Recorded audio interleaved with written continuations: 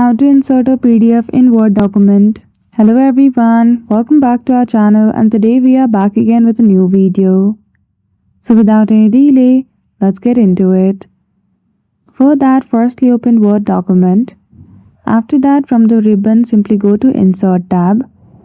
In Insert, on the right hand side, you will see the option of Object. Simply click on the drop down menu beside it.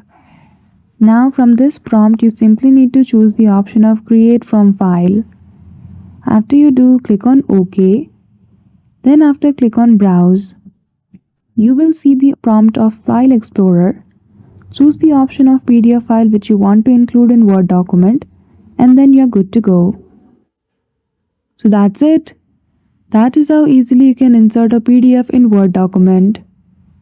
So I hope you found this video helpful. If you did, don't forget to give it a thumbs up and subscribe to our channel for such tutorial. Thank you for watching till the end.